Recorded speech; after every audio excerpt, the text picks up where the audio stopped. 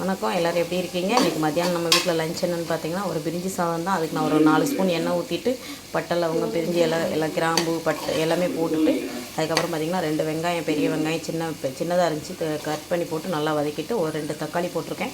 நல்லா பாருங்கள், இஞ்சி பூண்டு பேஸ்ட் போட்டு நல்லா வதக்கிட்டு கொஞ்சமாக கரம் மசாலா தூள், கொஞ்சம் சிக்கன் மசாலா தூள் போட்டுட்டு அதுக்கப்புறம் வெஜ்ஜு தான் பார்த்துக்கோங்க. அதுக்கப்புறம் நல்லா இந்த பக்கம் பார்த்திங்கன்னா என்ன சொல்கிறது, இது தயிர் ஊற்றி எண்ணெய் பிரிஞ்சு வந்துருச்சு. நல்லா மசாலா இதாகிடுச்சு. உப்பும் போட்டேன், கல் உப்பும் போட்டேன். இந்த பக்கம் பாருங்கள், நான் 1.5 டம்ளர் சாப்பாட்டு அரிசி எடுத்து ஊற வச்சு நல்லா இது பண்ணியிருக்கேன்.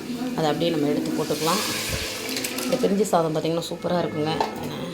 நாங்கள் வந்து நான்வெஜ் சாப்பிட்றோமானா எங்கள் வீட்டில் ஒரு பாப்பா சாப்பிடுவாங்க, ஒரு பாப்பா சாப்பிட மாட்டாங்க. அதனால் ஒருத்தருக்கு பார்த்திங்கன்னா 2 பேருக்கு முட்டை, எனக்கும் எங்கள் பாப்பா சின்ன பாப்பாவுக்கு முட்டை, பெரிய பாப்பா சாப்பிட மாட்டாங்க.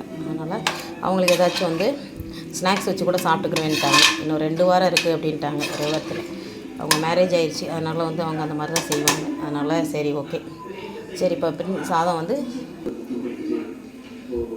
இப்போ சாப்பாடு வந்து நல்லா இதாகிடுச்சு. கொதித்து விசில் வந்தோடனே 2 விசில் வந்தால் சூப்பரான நம்ம வீட்டில் என்னென்னா சாப்பாடு பிரிஞ்சி சாதம் ரெடி ஆகிடுச்சு. நம்ம வீட்டில் பிரிஞ்சி சாதம் பாருங்கள், காய் இல்லாமல் வெஜிடபிள் சாதம் மாதிரி பிரிஞ்சி சாதம் போட்டேன்.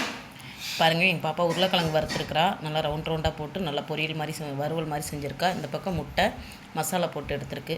இன்றைக்கி நம்ம வீட்டில் பார்த்திங்கன்னா சூப்பரான மத்தியானம் லஞ்சு ரெடி ஆயிடுச்சு.